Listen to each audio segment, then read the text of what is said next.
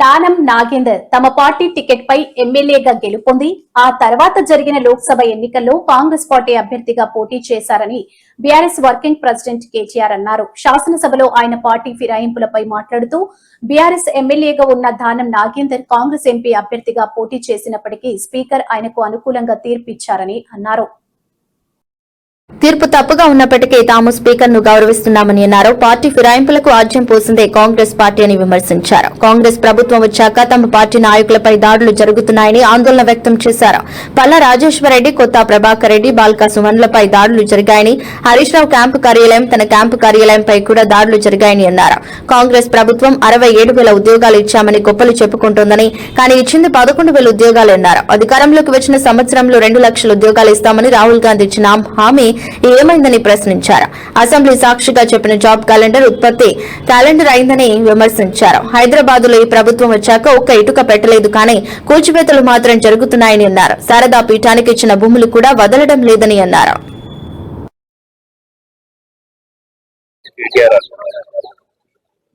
ఎన్నికలు ఇంకా రావడానికి టైం ఉంది. రేవంత్ రెడ్డిని ఓడగొట్టుడు గెలిపించుడు కాదు. ముందు మనము మన జరిగినటువంటి తప్పులు తెలుసుకోవాలి. మరి ఏదో స్థామిత లేక మనం చేయకూడదు. ఎందుకంటే గురిగించ కింద ఉన్న మచ్చాగా ఎవరు తెలియదు, అది ప్రాబ్లం ఉంది. అందుకనే ఇప్పుడే గాని ఒక స్థాయిలో ఉన్న వ్యక్తిని మనము తప్పుగా మాట్లాడితే ఆ స్థాయి ఉన్న వ్యక్తి కూడా కిందికి వచ్చి మాట్లాడాల్సి వస్తుంది. అందుకనే వీళ్ళే కదా మరి ముఖ్యమంత్రిని ఏకవచనంతో సంబోధించడము, నోటికి వచ్చినట్టు మాట్లాడడం, ఎవరైనా కానీ ఒక స్థాయిలో ఉన్న వ్యక్తికి మర్యాద ఇవ్వడం అనేది అది ప్రజాస్వామ్యంలో అది మన బాధ్యత. అలా కాకుండా వ్యక్తిగతంగా విమర్శించడం వల్లనే ఇవన్నీ వస్తున్నాయి. కాబట్టి రాజకీయంగా మీరు చేయొచ్చు. ఆయన కూడా ముఖ్యమంత్రి కూడా ఛాలెంజ్ చేస్తున్నాడు. మేము చేసిన అభివృద్ధి విషయంలో కానీ మేము ఇచ్చిన మరి పెట్టినటువంటి స్కీమ్స్ మేము జరగలేదు అంటే ఎక్కడైనా సరే ఏ వేదికమైన ఛాలెంజ్ విసురుతున్నాడు. కాబట్టి ఆ ఛాలెంజ్ కు యాక్సెప్ట్ చేయకుండా మనం ఏకవచనంతో ముఖ్యమంత్రిని తిట్టడం వల్లనే ఇవన్నీ సమస్యలు వస్తున్నాయి. కాబట్టి మీరు అభివృద్ధి విషయంలో ఇచ్చినటువంటి స్కీమ్స్ ఏదైతే గ్యారంటీలు ఇచ్చిండ్రో ఆ గ్యారంటీలు జరగలేదని మీరు అంటారు, జరుగుతున్నాయని మేము చెప్తున్నాం. కాబట్టి జరుగుతున్నాయి ఎక్కడ అనేది మీరు చర్చకు వస్తే చెప్తామని ముఖ్యమంత్రి గారు చెప్పారు, మంత్రులు చెప్తున్నారు. కాబట్టి దాని మీద స్పందిస్తే బాగుంటుంది.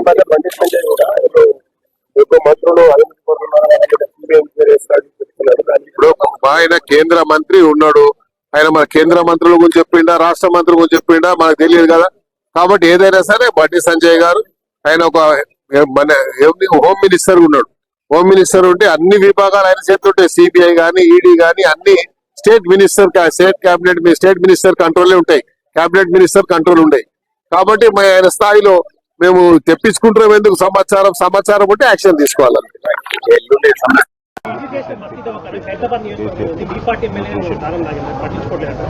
మా పార్టీ ఎమ్మెల్యే ఉంటే మా పార్టీ ఎమ్మెల్యే పేరు కాంగ్రెస్ స్టార్ క్యాంపెయినర్ లిస్ట్ ఎందుకు వచ్చింది?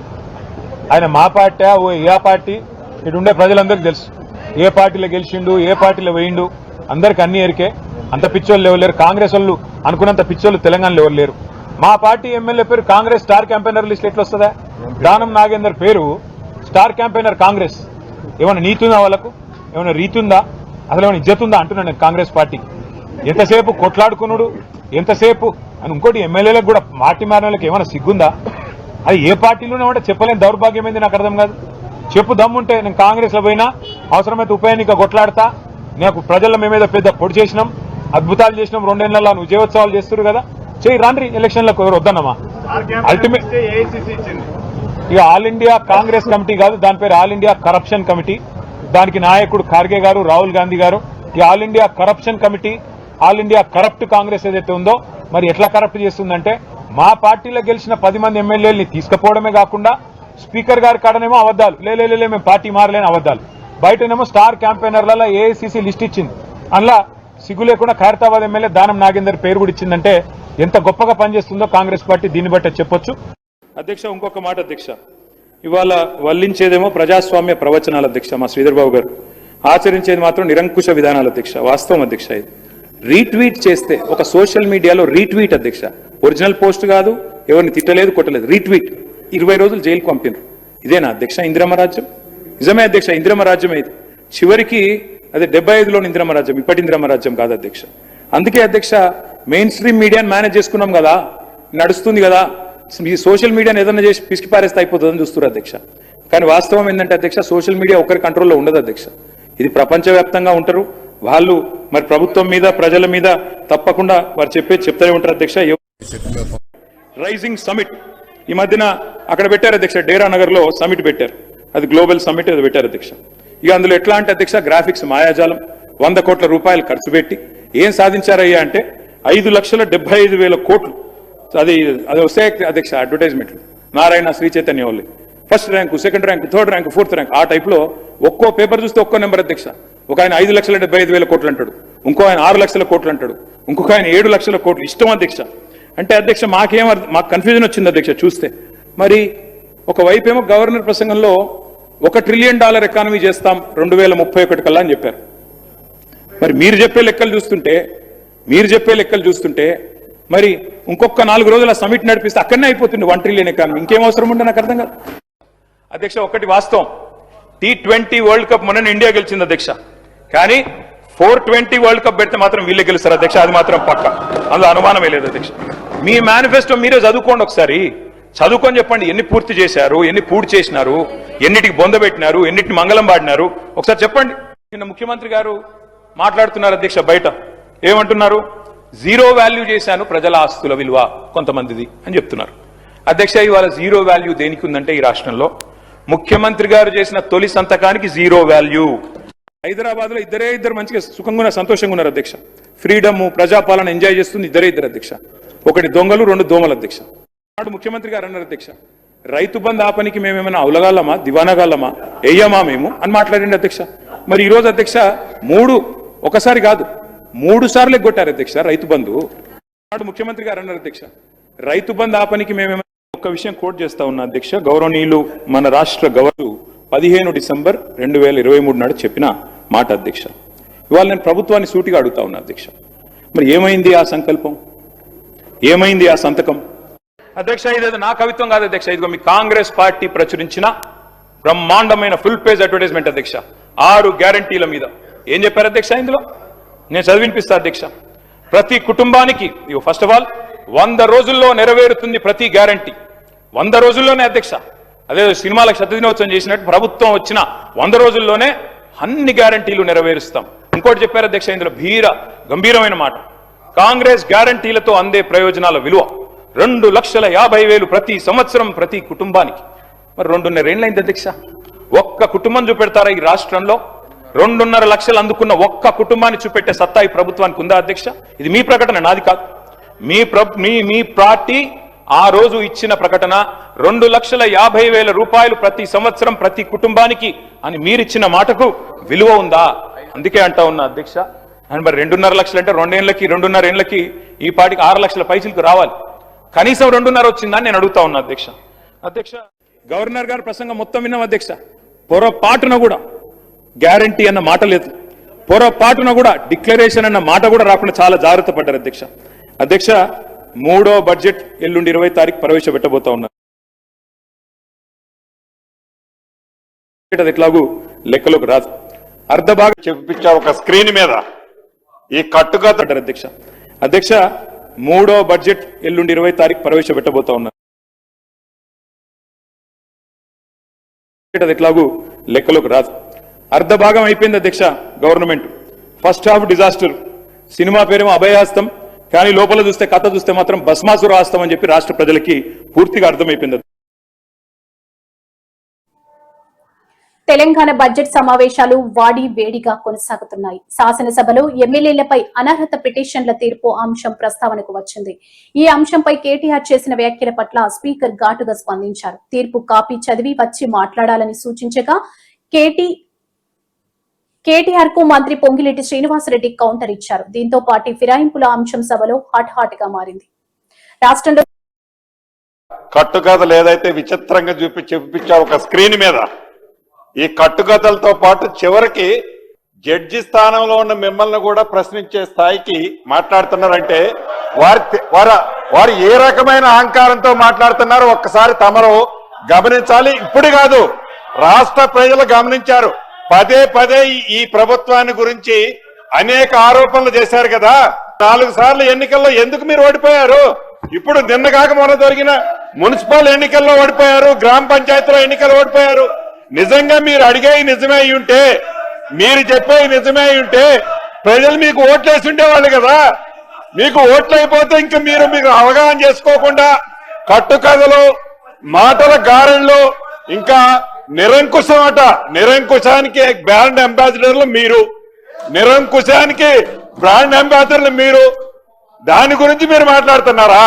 చివరికి మిమ్మల్ని అసందర్భంగా ఏది ప్రధానమైన సీట్లు జడ్జి స్థానంలో కూర్చున్న మిమ్మల్ని మీరిచ్చిన జడ్జిమెంట్ మీద క్వశ్చన్ చేస్తున్నారంటే వారు ఏ రకమైన అహంకారపూరితంగా ఉన్నారో పార్టీలు మారే ప్రోత్సహించింది మీరు కాదు. ముందు దాని గురించి మీరు మాట్లాడుతున్నారా?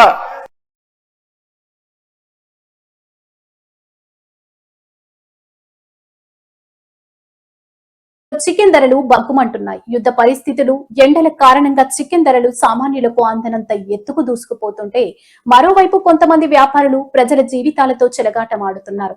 తాజాగా జీహెచ్ఎంసీ అధికారులు చేపట్టిన తనిఖీలో భారీగా కుళ్లిపోయిన చికెన్ స్టాక్ ను గుర్తించారు. సికింద్రాబాద్ పరిధిలోని పార్సిగుట్టలో ఉన్న ఒక ఫ్రెష్ చికెన్ షాప్ పై అధికారులు సంయుక్తంగా దాడులు చేశారు.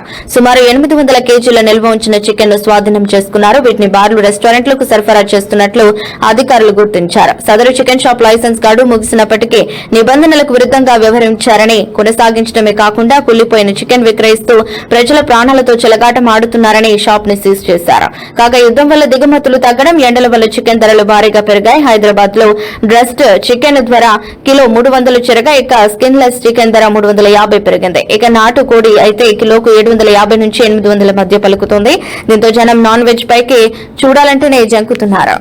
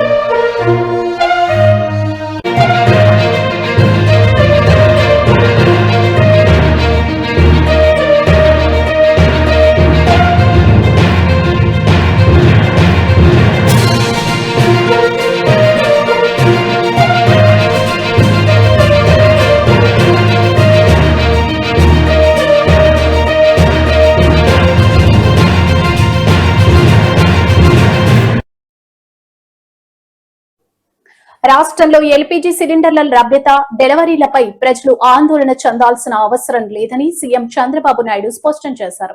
గ్యాస్ సరఫరా అంశంపై మంగళవారం ఆర్టీజీఎస్ నుంచి సీఎస్ సాయి ప్రసాద్, వివిధ శాఖల ఉన్నతాధికారులు, పెట్రోలియం కంపెనీల ప్రతినిధులు, గేల్, ఓఎన్జీసీ అధికారులతో సమీక్ష నిర్వహించారు.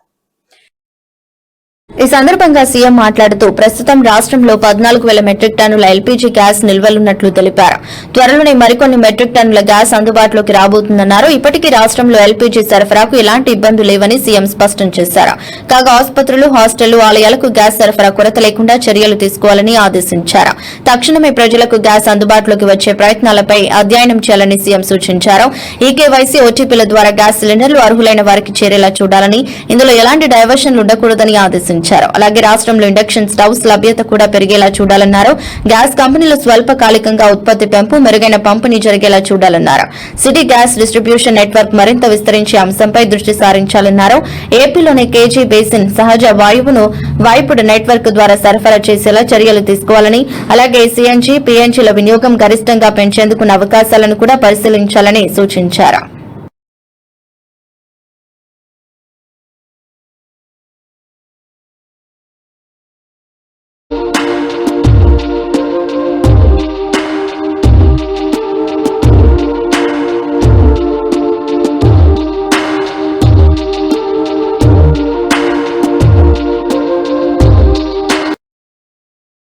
జగన్ కి ధైర్యం ఉంటే సిఈసి పై పెట్టే అభిశంసనకు మద్దతు ఇవ్వాలని, అందుకు వైసీపీ ఎంపీలంతా సంతకాలు పెట్టాలని ఏపీ పీసీసీ అధ్యక్షురాలు షర్మిల డిమాండ్ చేశారు.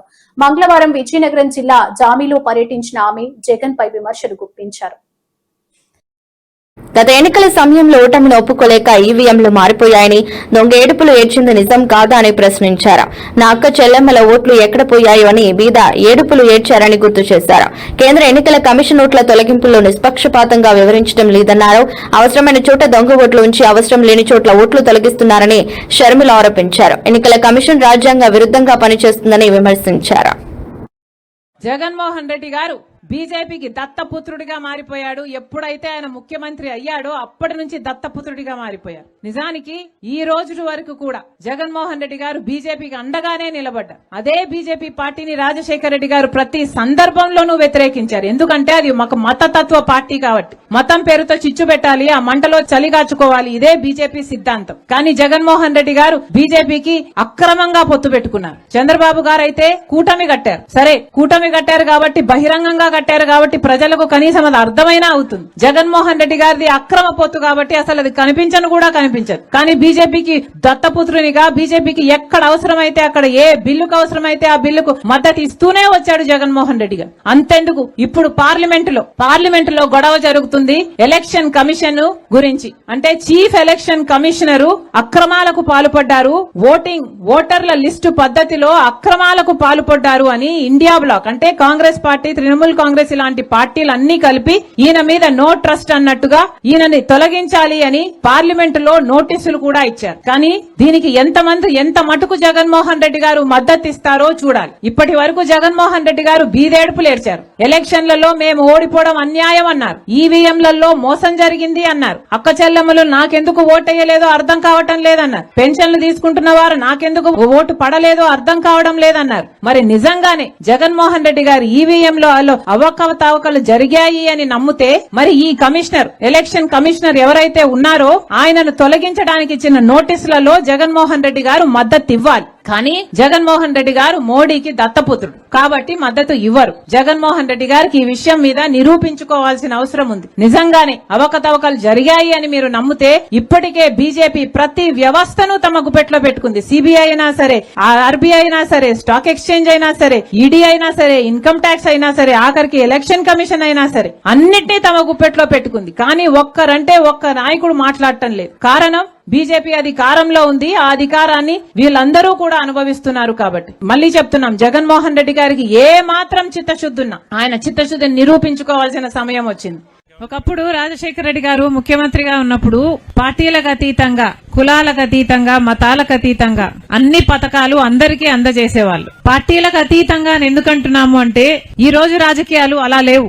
మొత్తం ఏ పథకం తీసుకున్నా రాజకీయమయమే. ఒక పెన్షన్ కావాలన్నా, లేక కనీసం జాబ్ కార్డ్ ఇంకా మిగిలించుకోవాలన్నా, చిన్న పథకాలైనా, బియ్యం పథకమైనా, ఏ పథకమైనా, ఆరోగ్యశ్రీ అయినా, ఏదైనా అందుబాటులో ఉండాలి అంటే అధికార పక్ష పార్టీతో ఉంటే ఆ పథకాలు వస్తాయి. అధికార పార్టీతో లేకపోతే ఆ పథకాలు రావు. గత 5 ఏళ్లు జగన్మోహన్ రెడ్డి గారు ముఖ్యమంత్రిగా ఉన్నారు. వైసీపీ వాళ్లకు పథకాలు వచ్చాయి. ఇప్పుడు చంద్రబాబు గారు ముఖ్యమంత్రిగా ఉన్నారు. ఇప్పుడు వాళ్ళను సతాయిస్తున్నారు. ఇప్పుడు తెలుగుదేశం వాళ్ళకి ఇస్తున్నారు. ఇది ఎక్కడి పద్ధతి అని అడుగుతున్నాం. ముమ్మాటికి ఇది పద్ధతి కాదు. ప్రజలని ప్రజల్లాగా చూడాలి. ప్రజలకు కూడా పార్టీలు అంటగట్టడం చాలా అన్యాయం. ప్రజలు కూడా ఈ పార్టీలకు అతీతంగా వ్యవహరించాల్సిన అవసరం ఉంది. ఎలక్షన్లప్పుడు ఒక పార్టీకి ఓటేసినంత మాత్రాన జీవితాంతం అదే పార్టీలో ఉంటారనో, లేకపోతే ఆ పార్టీ కోసం గొడవలు పెట్టుకుంటారనో, లేకపోతే ఇందాక చెల్లి చెప్పినట్టు ఫీల్డ్ అసిస్టెంట్ తో తనకి ఉన్న గొడవ ఆల్మోస్ట్ పర్సనల్ స్టేజ్ వరకు పోయింది అంటే ఇది చాలా అన్యాయం. ఇది చాలా దురదృష్టం. ప్రజల్లో కూడా ఒక చైతన్యం రావాలి, ఒక మార్పు రావాలి.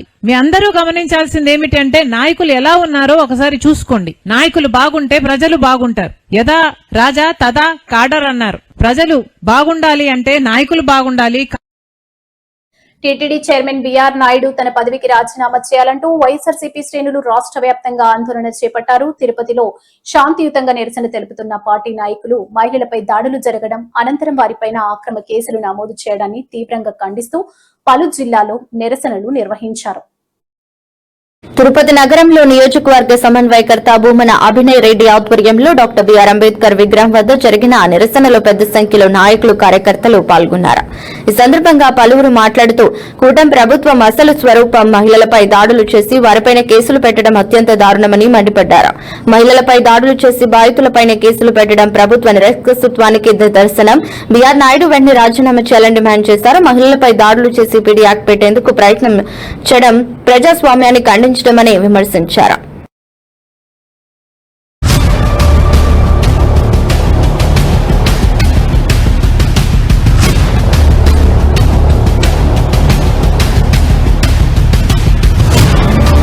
చాలా కాలం యాడ ఉంటుంది, మీకు చాలా కాలం యాద ఉంటుంది. బిఆర్ నాయుడు అనే పేరు తమాషా అనుకున్నారా? బిఆర్ నాయుడు అంటే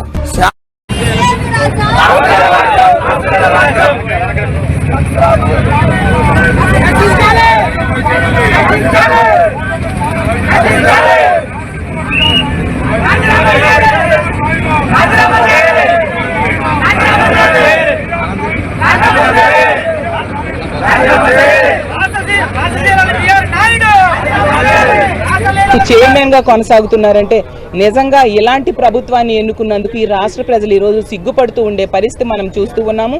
ఎంత నిర్లక్ష్యంగా అతను మాట్లాడుతూ ఉన్నారో ఈ రాష్ట్ర ప్రజలందరూ కూడా చూశారు. రాష్ట్ర ప్రజలందరూ కూడా ఎలాంటి ప్రభుత్వాన్ని తీసుకొచ్చాము, ఎలాంటి వ్యక్తి టీటీడీ చైర్మన్ గా వచ్చాడని చాలా బాధపడుతూ ఉన్నారు. ఆరోపణలు వచ్చినప్పుడు అలాంటి ఆరోపణలు ఎదుర్కొంటున్న వ్యక్తిని టీటీడీ చైర్మన్ గా ఈ ప్రభుత్వం, ఈ కూటమి ప్రభుత్వం, చంద్రబాబు నాయుడు గారు ముఖ్యమంత్రిగా ఉన్న ఈ కూటమి ప్రభుత్వం ఎలా కొనసాగిస్తుంది అని నేను అడుగుతూ ఉన్నాను. కాబట్టి ఎప్పటికైనా ఆ బిఆర్ నాయుడు లాంటి కలంకితుడైన వ్యక్తి, అలాగే విలువలు లేని వ్యక్తి ఆ టీటీడీ చైర్మన్ పదవికి అర్హత లేదు, అతను అర్హుడు కాదు, వెంటనే అతన్ని బర్తరఫ్ చేయాలి, అతను రాజీనామా చేయాల్సిందిగా మా వైఎస్ఆర్ కాంగ్రెస్ పార్టీ తరఫున డిమాండ్ చేస్తూ ఉన్నాను. ఏమనుభవం ఉందని చెప్పని బిఆర్ నాయుడు గారిని టీటీడీ చైర్మన్ గా పెట్టుకున్నారు మీరు. మీకు వాళ్ళకు ఉన్నటువంటి లావాదేవీలు ఏంటి? ఆయన మీ గురించి బాకు ఊదారనా, పబ్లిసిటీ బాగా ఇచ్చారనా ఎలక్షన్స్ ముందు? ఇలాంటి ఒక అనుభవం లేనటువంటి వాళ్ళని తీసుకొచ్చి మీరు అలాంటి స్థానంలో కూర్చోబెట్టి మీ పబ్లిసిటీల కోసం, మీ స్వార్థం కోసం ప్రజల ప్రాణాలతో ఎంతకాలం ఆడుకుంటారు? ఇది ఒక చంద్రబాబు నాయుడు గారికి ఇది ఒక హ్యాబిట్యుయేటెడ్ ప్రొసీజర్ అయిపోయింది.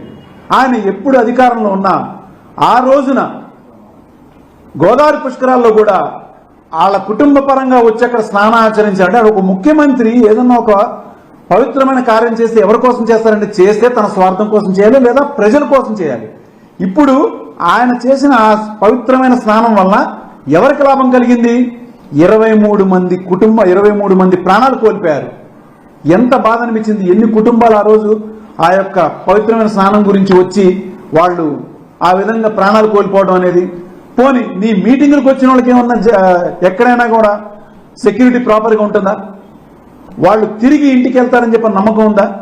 మొన్న ఎలక్షన్ల సమయంలో జరిగినటువంటి మీ యొక్క ఎలక్షన్ క్యాంపెయిన్లో పబ్లిక్ బాగా కనిపించని చెప్పి పర్మిషన్ ఒక చోట పెడితే ఇరుకు సందుల్లోకి తీసుకొచ్చి ఈ చంద్రబాబు నాయుడు గారు తన యొక్క పబ్లిసిటీ స్టంట్తో అక్కడ ప్రకాశం జిల్లాలో కందుకూరులో ఒక 8 మంది ప్రాణాలు కోల్పోయారు, గుంటూరు జిల్లాలో ఒక 3 దాకా ప్రాణాలు కోల్పోయారు.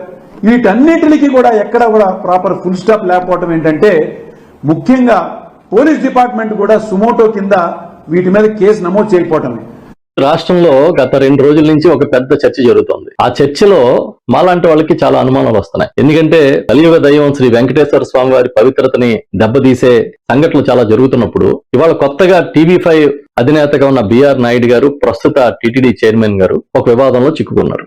ఒక మహిళతో ఆయనకి సన్నిహిత సంబంధాలు ఉన్నాయని, ఇది కరెక్ట్ అయిన పద్ధతి కాదనేది పెద్ద చర్చ జరుగుతోంది. ఈ సమయంలో చంద్రబాబు నాయుడు గారు, ఈ రాష్ట్ర ముఖ్యమంత్రి, అసలు ఎలాంటి నిర్ణయం తీసుకోబోతున్నారు అనేది పెద్ద ఆసక్తిగా ఉంది.